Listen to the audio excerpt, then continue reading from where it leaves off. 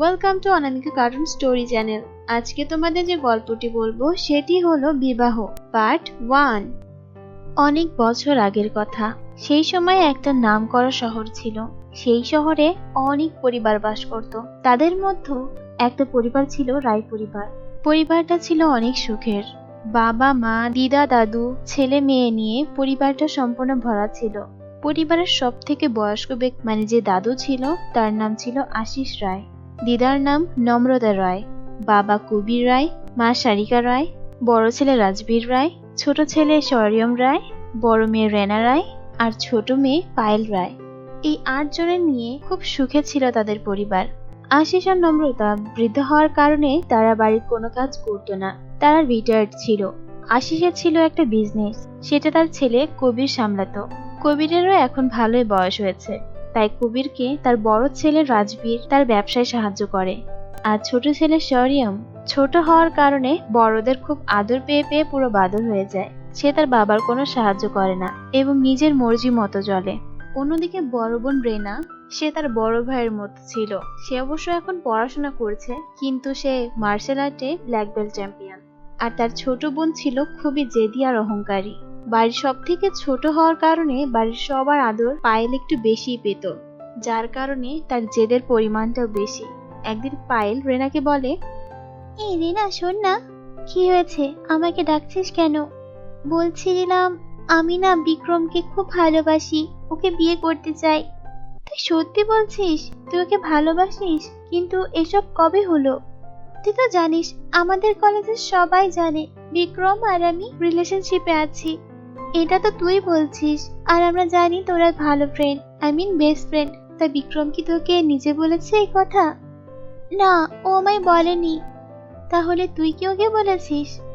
না, আমি ওকে বলিনি, কিন্তু আই ক্যান ফিল ইট। আমি জানি ও আমাকে ভালোবাসে, কিন্তু তোকে একবার ওর সাথে কথা বলা উচিত। না না, ওর সাথে আর কি কথা বলবো? আমি জানি ও আমাকে পছন্দ করে। আমার মনে হয় আমাদের ফ্রেন্ডশিপটা নষ্ট হবে এই ভয়ে ও আমাকে কিছুই বলে না। তো এখন কি করতে চাইছিস? আমি চাইছি আমি বাবা মাকে এসব কিছু বলবো। সেটা তো ভালো কথা, তাড়াতাড়ি বল। কিন্তু আমার তো ভয় করছে, বাবা যে রাগী, যদি আমাকে বকা দেয়। তোর বাবাকে ডিরেক্ট বলার কি দরকার? মা তো আছে, মাকে বলবি। হ্যাঁ, তুই ঠিকই বলেছিস। সেদিন পায়েল তার মা সারিকার কাছে যায় আর বলে, মা, আমি না তোমাকে একটা কথা বলতে চাই। হ্যাঁ, কি কথা বল। মানে মা, আমি যে কিভাবে তোমাকে কথাটা বলবো বুঝতেই পারছি না। কি হয়েছে মা, আমায় সব বল, এমন ঘাবড়াচ্ছিস কেন? আসলে মা, আসলে আমি না, আসলে। হ্যাঁ বল, কি হয়েছে? কোনো সমস্যা হয়েছে? না না, কোনো সমস্যা না। মানে আমি আমি। কি রে পায়েল, মাকে ডিরেক্ট বলে দিলেই তো হয় তুই বিক্রমকে পছন্দ করিস আর ওকে বিয়ে করতে চাস। রেনার কথা শুনে সারিকা অনেকটা অবাক হয় আর তারপর বলে, এটা কি সত্যি পায়েল? আসলে হ্যাঁ, এটা সত্যি। আমি আর বিক্রম আমরা একজন আরেকজনকে খুব ভালোবাসি, আর আমি চাই আমাদের বিয়ে হোক। এটা তো খুব ভালো কথা। আমি খুব খুশি হয়েছি। বিক্রমের বাবা তোর বাবার ফ্রেন্ড। আমার মনে হয় তোর বাবা এতে অমত করবে না। আমি এখনই যাচ্ছি, তোর বাবাকে সবটা খুলে বলছি। মা, বাবা যদি রাজি না হয় তখন কি হবে? তুই এটা নিয়ে চিন্তা করিস না, তোর বাবা রাজি হবে অবশ্যই। সত্যি মা, তুমি বাবাকে রাজি করবে? হ্যাঁ মা, আমি রাজি করব। আমার মেয়ে যেখানে খুশি থাকবে সেটাই তো আমি করব, বল। ইউ আর অসাম মা। অন্যদিকে সারিকা কবিরের কাছে গিয়ে সবটা খুলে বলে। কবির এটা শুনে অনেক খুশি হয় আর বলে, সেটা তো ভালো কথা। আমিও মনে মনে ভাবছিলাম বিক্রমের সাথে আমাদের পায়েলের বিয়েটা দিয়ে দিলে ভালো হয়। এখন যখন ছেলে মেয়ে দুজন দুজনকে পছন্দ করে, তখন আমার তো অমত করার কিছুই নেই। তাহলে একটা কাজ করো, বিক্রম আর বাবাকে আমাদের বাড়ি ইনভাইট করো। ওর বাবা ছাড়া তো ওর বাড়ি আর কেউ নেই। হ্যাঁ, তুমি ঠিকই বলেছো।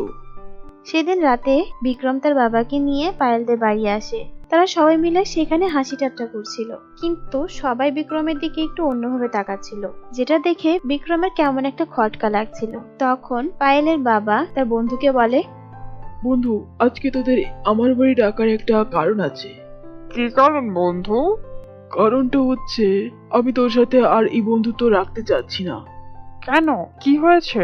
আমি কি কোনো ভুল করেছি? আমি ভুল করে থাকলে আমাকে বল বন্ধু, কিন্তু এত বড় ডিসিশন নিস না। আরে না না, সেটা না, তুই কোনো ভুল করিসনি। আসলে আমি আমাদের সম্পর্কটা আর বন্ধুত্বের ভিতরে সীমাবদ্ধ রাখতে চাচ্ছি না। আমরা আত্মীয়তা সম্পর্ক করতে চাইছি। মানে তুই কি বলতে চাইছিস? সবটা একটু খুলে বলতো, আমার মাথার উপর দিয়ে যাচ্ছে সব। আমার মেয়ে পায়েল আর তোর ছেলে বিক্রম, এরা একজন আরেকজনকে ভালোবাসে। তাই আমি চাচ্ছিলাম ওদের বিয়েটা যত দ্রুত সম্ভব যদি আমরা করে দিতে পারি তাহলে ভালো হতো। তুই সত্যি বলছিস? বিক্রম আর পায়েল এরা একজন আরেকজনকে পছন্দ করে? আমি তো ভাবতেই পারছি না। আমি তো খুব খুশি, আর এই সম্পর্ক আমার মেনে নিতে কোনো আপত্তি নেই। তাহলে আজকে এঙ্গেজমেন্টও হয়ে যাক। কিন্তু এঙ্গেজমেন্ট করতে গেলে তো আংটি লাগবে। আঙ্কেল, তার চিন্তা আপনাকে করা লাগবে না, সব রেডি করে রেখেছি। এটা দেখে সবাই অনেক খুশি হয়, কিন্তু বিক্রমকে দেখে কনফিউজড মনে হচ্ছিল। তার মাথায় কিছুই ঢুকছিল না তার আশেপাশে এগুলো কি হচ্ছে। যখন পায়েল আংটি নিয়ে বিক্রমের কাছে আসে আর বিক্রমকে আংটি পরানোর জন্য ইনসিস্ট করে, তখন বিক্রম বলে, ওয়েট, এসব কি হচ্ছে? আমি তো কিছুই বুঝতে পারছি না। আর আমি পায়েলকে কেন বিয়ে করতে যাব? আমি তো ওকে ভালোই বাসি না। এটা তুমি কি বলছো বিক্রম? আমি যেটা বলছি ঠিকই বলছি, আমি তোমাকে ভালোবাসি না, and we are just friend. এছাড়া তো কিছুই না, আমি অন্য কাউকে ভালোবাসি। এটা তুই কি বলছিস বিক্রম? হ্যাঁ বাবা, আমি ঠিকই বলছি, আমি পায়েলকে ভালোবাসি না। তাহলে তুই কাকে ভালোবাসিস? আমি কাবিয়াকে ভালোবাসি, আর ওকেই বিয়ে করব। ও ছাড়া আমি আর কাউকে বিয়ে করতে পারবো না। And I am sorry Payel, আমি বুঝতে পারছি না তোমার মনের ভিতরে এই সমস্ত চিন্তা ভাবনা কেন চলে এলো। আমি বিশ্বাস করি না বিক্রম, তুমি এটা মিথ্যে বলছো। বলো না তুমি মিথ্যে বলছো। তুমি কোনো কাব্যাকে ভালোবাসো না, তুমি আমায় ভালোবাসো। পায়েল, অনেক হয়েছে, এসব আমার আর ভালো লাগছে না। আমি তোমাকে ভালোবাসি না, আর কখনো ভালোবাসিও নি, আর ভবিষ্যতেও ভালোবাসতে পারবো না। আমি জাস্ট তোমাকে আমার ফ্রেন্ডের মতো দেখেছি, এছাড়া কিছুই না।